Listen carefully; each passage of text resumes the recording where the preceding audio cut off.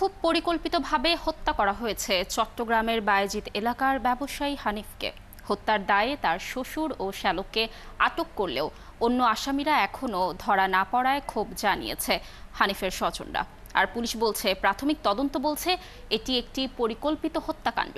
গত 15 জুন স্ত্রীর সঙ্গে ঝগড়ার জেরে শ্বশুর বাড়ির লোকজন হত্যা করে হানিফকে। বিস্তারিত রাজীব বড়ুয়ার প্রতিবেদনে।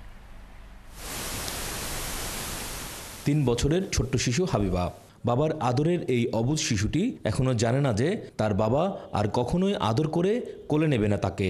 যেই মা আগলে রাখে সব বিপদ থেকে, সেই মা এখন তার বাবার হত্যার আসামি হয়ে জেলে। 2018 সালে বিয়ে করে নগরীর বায়েজিদ এলাকায় সুখের সংসার শুরু করলেও বিয়ের কিছুদিন পর থেকেই হানিফ ও আখির মধ্যে শুরু হয় পারিবারিক কলহ।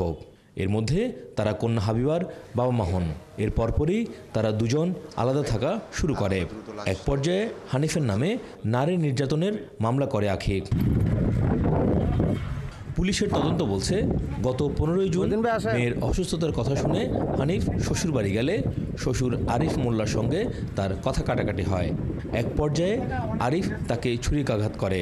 এই সময় হানিফ প্রাণ বাঁচাতে দৌড় দিলে বাড়ির সামনে পড়ে যায়। এক পর্যায়ে রাস্তার উপর ফেলে আরিফ ও তার সহযোগীরা হানিফকে হত্যা করে। আরিফ মোল্লাকে নিয়ে আমরা আবার ঘটনাস্থলে যাই, কারণ আমাদেরকে ওই যে ঘটনাস্থলে ব্যবহৃত হত্যাকাণ্ডে ব্যবহৃত অস্ত্রগুলো উদ্ধারের জন্য আমরা ওখানে যাই এবং তার বর্ণনা মতে, দেয়া বর্ণনা মতে সে সব কিছু স্বীকার করে। বর্ণনা মতে যেখানে যেখানে তার দেশীয় ছুরি এবং 7 গিয়ারের ছুরিগুলো রাখা হয়েছিল ঘটনাস্থল থেকে আমরা ওগুলো উদ্ধার করতে সমর্থ হই। তো তাদের মধ্যে আসলে পারিবারিক কলহটা আমরা জানতে পারছি যেটা দীর্ঘদিনের, যার কারণে উভয় পক্ষের মধ্যে একটা চাপা খুব বিরাজ করছিল। এই ঘটনা কোনোভাবেই মেনে নিতে পারছেন না হানিফের পরিবার।